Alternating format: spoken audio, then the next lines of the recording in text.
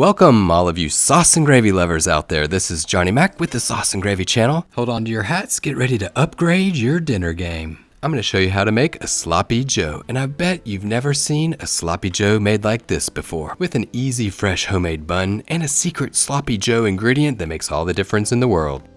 This is a classic between the buns type recipe, so let's begin with the buns, shall we? To a large mixing bowl, add half of a cup or 27 grams of unbleached flour. Next, you'll add 2 teaspoons or 6 grams of instant yeast. Pour in half of a cup, 125 milliliters of warm milk or warm water. I'm using water. Its temperature should be between 90 and 100 Fahrenheit or 32 to 37 Celsius.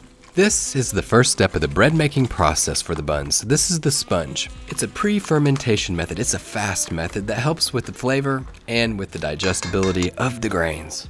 After a quick mix, it's a good idea to grab a spatula and combine it all into the bottom of the bowl. If you're using a stand mixer and not going to get a kitchen workout by whisking everything by hand, then use the stand mixer bowl to create the sponge. Cover it with plastic wrap and let it sit and ferment for 30 to 45 minutes. At the tail end of the fermentation process, begin rounding up the dry ingredients. To a separate mixing bowl, add 3 1/4 cups, that's about 490 grams of unbleached flour. To that, you'll add 2 tablespoons or 20 grams of granulated sugar. And for your final dry ingredient, salt, 1 1/4 teaspoons, 6 grams. Grab a whisk or anything else that you can use to stir it and mix it up to combine all of the ingredients. So it's been 45 minutes. Your sponge, it has lots of bubbles in it. It's foamy, it's ready to go. So run to the fridge, grab 4 large eggs, crack them, put them into a bowl. And I can think of 3 good reasons not to crack the eggs directly into the mixing bowl. There are probably more. If there are, leave them in the comments. Love to hear what you have to say. Reason number 1, you just waited 1 hour for that sponge to ferment. If you dropped a bad egg into it, you just ruined your sponge and you wasted an hour. Number 2, eggshells. You don't want anyone or yourself biting into an eggshell whenever they bite into that bun. By using a bowl, it's much easier to remove any stray eggshells. And number 3, it's a good idea to beat the eggs lightly before you add them to the sponge. Alright, so great work. You're moving right along. Next step, you're going to mix it all together. Remove that plastic wrap, check out that sponge, nice and bubbly. Grab those eggs and slowly incorporate them into the sponge. I like to add the eggs in small batches, drop a little bit in, whisk, add some more until the final end result is a smooth, well-combined liquid.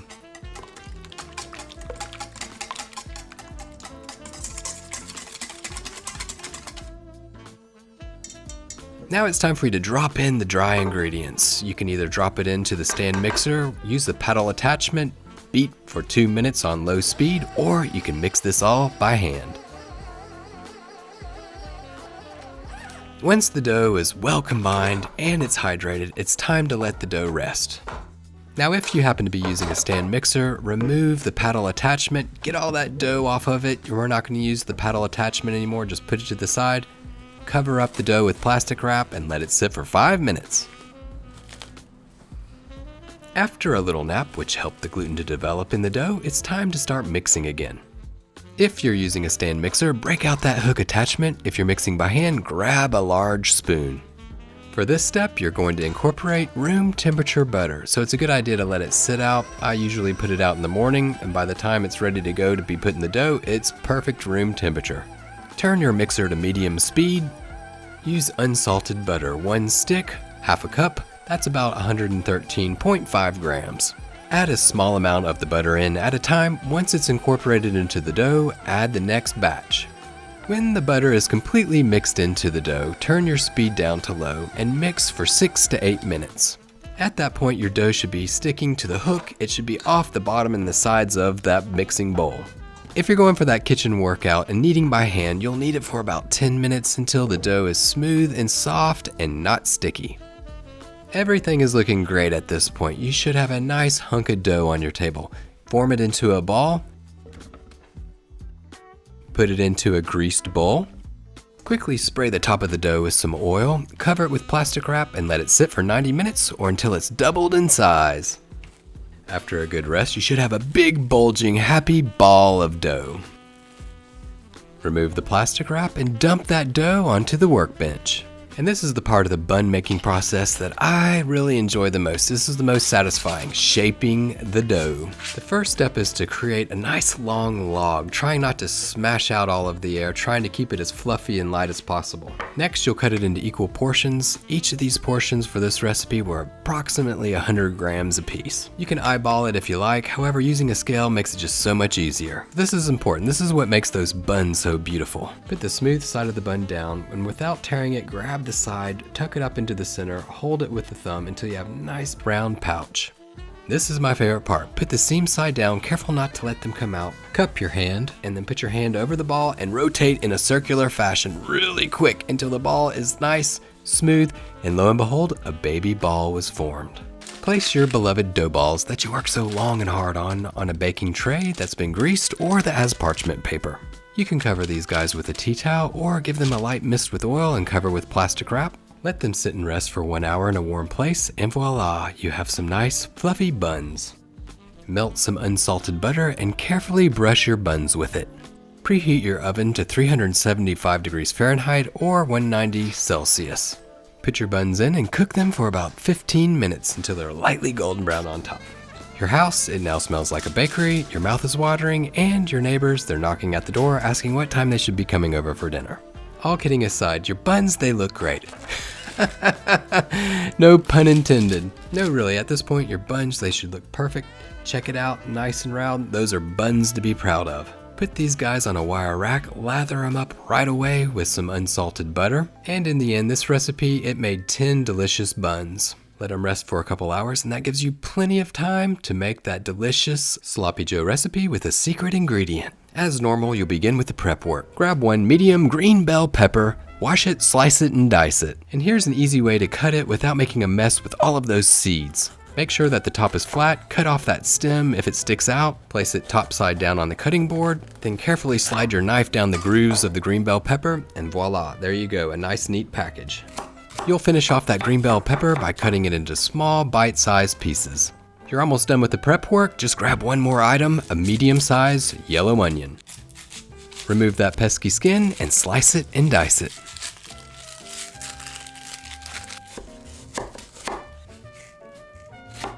So that's it with the prep work, not too hard at all. Sloppy Joes, here we come. Take a saucepan, put it on a burner over medium to high heat, and drop in 2 tablespoons or 35 grams of bacon grease. If you don't have bacon grease or if you just don't like it, you can always substitute with butter or vegetable oil of your choice.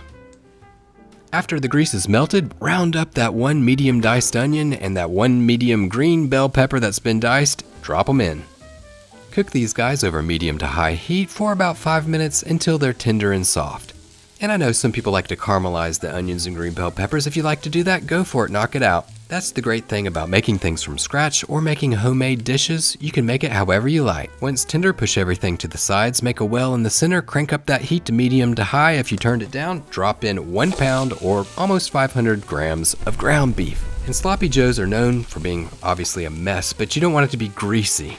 So I'm using a lean ground beef, 93% lean. That way, after I've cooked the beef, I don't have to remove the grease. If you use beef with a higher fat content, just make sure to degrease after you're done cooking the beef. Make sure that you chop up that beef nice and fine, and once you hear a well-pronounced sizzle and the beef is cooked all the way through, grab 2 cloves of garlic and mince them, throw them on in. Cook these bad boys for about 30 seconds to a minute until you smell a fragrant garlic smell. If you don't have a garlic press, I suggest you get one. They're very easy to use, they really mince the garlic well, and they're also super easy to clean. And while this quickly cooks, look at the bottom of the pan. There's no grease with that lean meat. It just makes it so much easier. You don't have to spoon any grease out. So here is my secret ingredient, Madeira wine. 1/4 of a cup or 63 milliliters. I've used recipes that deglaze with water, with chicken stock, with beer, with red wine, but to me, the Madeira wine is the big winner. It brings out that irresistible Sloppy Joe flavor. Reduce that Madeira wine until it's all gone. And I know what you're thinking, oh, how can I see whenever it's reduced? There's so much daggum beef in there. You'll know whenever you stir, you don't see anything, and whenever you hear a large, well-pronounced, loud sizzle coming from that pan. Now it's time for you to dump in the best can of tomato sauce in the world, Whisk It tomato sauce. 1 15-ounce can, who can resist the smiley face? Dump it in. And it's a good time to turn that burner down to medium low just so that you don't burn anything. And add 1 tablespoon of dark brown sugar, 15 grams, and a half a teaspoon of red pepper flakes. To this you'll add some yellow mustard, 1.5 tablespoons or 35 grams. Grab your spatula or whatever you want to stir with, mix it up, make sure everything is well combined. So here you go, you're going to build on that flavor. Add half of a tablespoon of soy sauce. You can use regular soy sauce if you like. I'm using low sodium soy, whatever you prefer. And 1 tablespoon of the world-renowned Worcester sauce. Hit that spice rack and spank in some pepper and add a dash of salt. Alright, so we're almost there, y'all. Hang in there. This is the last ingredient. 1 cup or 250 milliliters of chicken stock. So I know some people might be thinking, why are you adding chicken stock to a beef dish? The chicken stock, it just brings a different flavor dimension. It's a little bit lighter and it's more of a well-rounded taste for the sloppy joes. Bring the sauce to a simmer over medium heat. Once it starts to simmer, turn the heat down to low and reduce for about 20 to 25 minutes until the sauce becomes nice and thick.